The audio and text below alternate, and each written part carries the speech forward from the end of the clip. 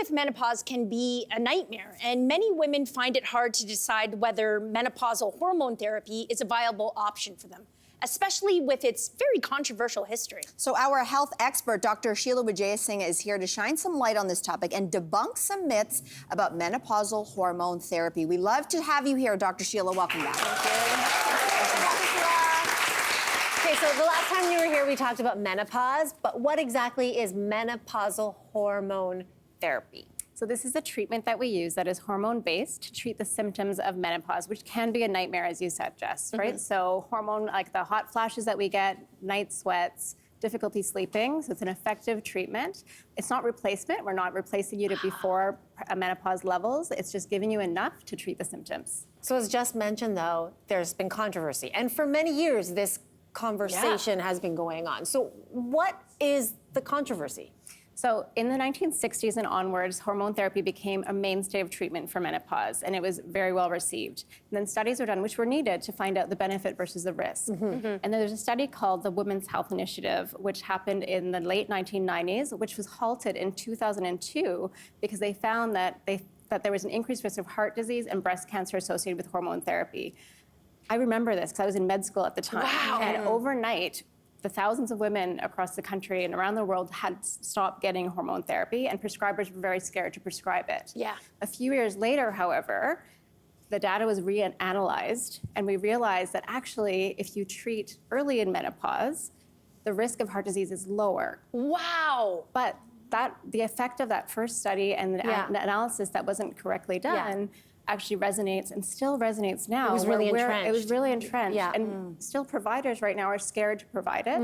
And we removed an effective treatment. And any treatment that we give our patients, we have to go through the risks and benefits. There's risks and benefits. If you're informed, you can make the decisions. But we took that option away. So now it's good that we're here to talk about it so that we can actually debunk some of these things. That's Loves great. it. So I'm gonna be honest, I don't know a whole lot about menopause. So let's get to know more about this topic by answering some true or false questions. So audience and those of you at home, get your paddles ready, and let's play a little game of true or false. So true or false, estrogen is the only type of hormone that is used in menopausal hormone therapy. Ooh. So it's false. So you're Yay! right. So estrogen is the main treatment that we do use to treat the main symptoms. However, it's important to recognize that if you are given estrogen, you also need progesterone on top of that. The reason why you need progesterone is estrogen builds the lining of the uterus, but progesterone helps to balance that lining, and it counters the buildup of that lining. And if you have a uterus, you need that progesterone to prevent the development of endometrial cancer or uterine cancer. So if you're getting estrogen, you need progesterone. So those two go together. If you are just doing topical estrogen treatment for vaginal symptoms like vaginal dryness, you actually don't need the progesterone. Some people think that testosterone is also included in menopause treatment. There's not good evidence for that. So that one is not one of the ones that we use. I just add that in because it is commonly discussed quite a bit. Okay, so next up, not all women need to get menopausal hormone therapy. Audience, true or false?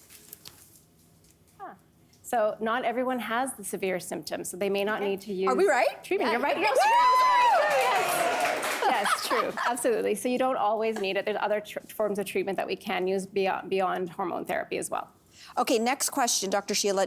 Women can start menopausal hormone therapy at any age after menopause. True or false? I'm gonna say Oh, I don't know. So we're kind of mixed here, right? Yeah. So it's false. So we cannot start it at any time. The recommendation is below the age of 60 or within 10 years of your last period. So menopause is 1 year after your period stops. That's when we define it. Oh, really? But to start it effectively, beyond age 60, we worry about heart disease risk because that's when that study was that it showed in women over 60, that's when the risk goes up. So so that study gave us some good information, but that's why it's important. You can take it for a few years and we reevaluate regularly and make sure that it's still a safe option after that. okay. My mother and her sister are discussing this fully, volume first. I love it. I love it. I love it. Welcome to my family. I really love this. I love that. I love you so much. I actually love it too. I would do the same thing. I know. Right? Oh my Really? Oh my gosh. Well, they're going to keep talking because here's another one. Pharmaceutical-grade hormones are the option used for MHT. True or false? Ooh, I don't know. I'm gonna put I don't know. I don't know.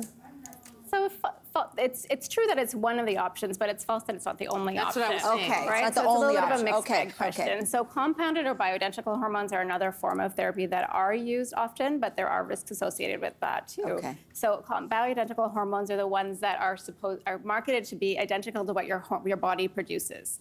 But the truth is that even the pharmaceutical grade are similar to what your body produces. Okay, but are the bioidentical Identical. compounded hormones safer than the pharmaceutical This is ones? really important. So there's a lot of controversy around this as well because the hormones are hormones. Right. Just because something is natural or marketed as natural does not make it that much safer. Our ovaries produce estrogen that can trigger breast cancer and ovarian cancer, right? So this is why we have to always be cautious by saying something is natural does not make it safer. So if you are on compounded hormones, and the other piece about compounded hormones is that their doses aren't regulated. When I prescribe medication to my patients, I like to know what dose I'm giving them. And compounded hormones, you may not be getting the right dose, or you might be getting too little or too much, which carries its own risk. Right. We have to always be careful. So if you're on these medications, be informed. Make sure that you know that they're not necessarily safer. They carry the same risks as the other medications that we prescribe in our offices. Okay, another question, friends. And finally, birth control and MHT, are they the same thing? No, right?